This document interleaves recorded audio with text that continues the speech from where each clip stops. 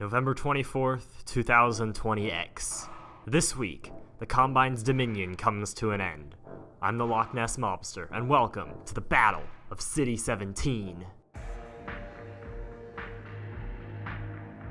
This episode will probably be the most like Time Ghost series, as I will be recapping everything that happened since last episode, as well as today's events, because that was a week ago, and we're back, and so yeah. But first, I have to at least mention the elephant in the room. That Time Ghost actually liked my series. So now I can claim that this isn't just a ripoff of their formula, this is an official ripoff of their series. Okay, and also there's the other elephant in the room, being that Half-Life Alyx has been announced. And the trailer came out, it looks awesome, I can't wait, but now I need a VR headset, so. And there's too many elephants in this room this week. But that's what all things Lambda and Valve News Network are for.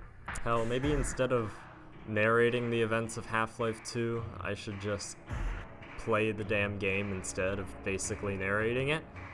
And I'm too deep in it already. And if Time Ghost is watching, then I don't have a choice. It's a matter of honor now. Besides, nothing's stopping me from doing both. I'll play through the Half-Life 2 saga after all this is done, and after Black Mesa Zen fully releases, so I can finish playing those two, and then move on to the Half-Life 2 saga. And then Alyx will come out in March, so it'll be perfect. It just works. So yeah, back to the news.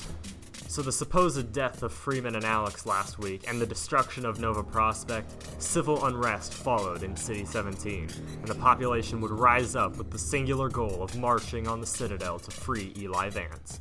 Barney Calhoun would quit his job as a civil protection officer to lead the resistance in this struggle. Even though the battle is contained to one city, it takes a full week to get much of an advance. And even then, there isn't much of a front line. This is due to how the Combine have kind of structured the city with force fields and gates everywhere. The only way to advance is to somehow get past them, which usually requires flanking through sewers or destroyed buildings. Often the underground areas are infested with head crabs from Combine shelling. The Combine also begin employing the use of shield scanners to both blind resistance members and also deliver mines to the battlefield. The resistance strategy ends up developing to try to disable the force fields across the city by destroying generators placed around that power the various Combine areas. Still, this process is slow, allowing time for Combine soldiers to be deployed into the city to supplement the Civil Protection Force, as well as deploying Striders. Commander Calhoun's force makes it about 2/3 of the way through the city before Freeman arrives this morning, and ends up being pinned down by snipers. Freeman arrives, much to Kleiner's surprise, after the slow teleport. Him and Barney are relieved to see him and Alyx are still alive after all, and quickly send Freeman and Dog out on their way to Barney in the war zone. Alyx, meanwhile, stays behind to help Kleiner get to a safer location, likely a holdout on the edge of the city, from which he will end up escaping to the White Forest resistance base in the Outlands. There, he and Dr. Arne Magnusson will begin the process of planning to launch their rocket. Alyx eventually catches back up with Freeman after he helps defend a resistance stronghold, and with a group of resistance soldiers attack and destroy a Combine generator. However, soon afterwards, Alyx is captured by the Combine, leaving Freeman on his own. He eventually finds and rescues Barney from being pinned down by snipers. Around this time, as the Combine have been no doubt made aware of Freeman being alive, they begin deploying elite soldiers into the city, targeting Gordon himself. Freeman and Calhoun make their way to the Serbian Parliament building, now the Combine Nexus.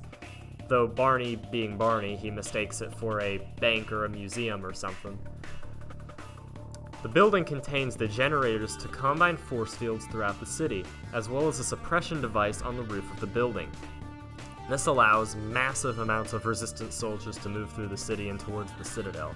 The Combine respond by sending in Striders and gunships to the square outside, resulting in a battle right outside the building, which, with Freeman's help, was a resistance victory. With the Combine Nexus firmly in resistance hands, the Citadel was in reach. More Striders and gunships were deployed for the battle for the horse statue, which was another Resistance victory. They were now at the gates of the Citadel, and Freeman is sent inside with the singular message by Barney Calhoun to tell Dr. Preen, fuck you. He fights his way through the Citadel, but when he reaches a confiscation field, all his weapons, including his original crowbar from Half-Life 1, are destroyed. Well, all except one. His zero-point energy field manipulator gets supercharged by the confiscation field, becoming, as the Combine call it, a counter-resonant singularity device, or supercharged gravity gun. Freeman completely mows down soldiers on his way to Dr. Wallace Breen's office to free his friends. Breen taunts him on the way up, but to no avail. Freeman enters a pod to be taken to Breen's office, but ends up captured instead, because that's a great idea, getting in one of those prisoner pods. How can that not be a good idea? Breen tries to use Gordon as leverage to convince Eli to tell the Resistance to surrender. Judith Mossman finally betrays him, forcing Breen to have to escape to the Combine overworld. Breen's consciousness is saved just in case. As he gets into the elevator to the Combine super portal, Freeman goes in to face off with him, destroying the portal and Breen. The resulting explosion engulfs the top levels of the Citadel, nearly killing Freeman and Alex, if not for the interference of the G-Man, who places Gordon back into stasis. And this is the end of today. This week has been a hard one for the Resistance, but it has led to this, the destruction of the top few layers of the Citadel. It will have ramifications that will be felt tomorrow, and these ramifications will eventually lead to the Combine's final defeat at the Resistance hands. I'll see you tomorrow.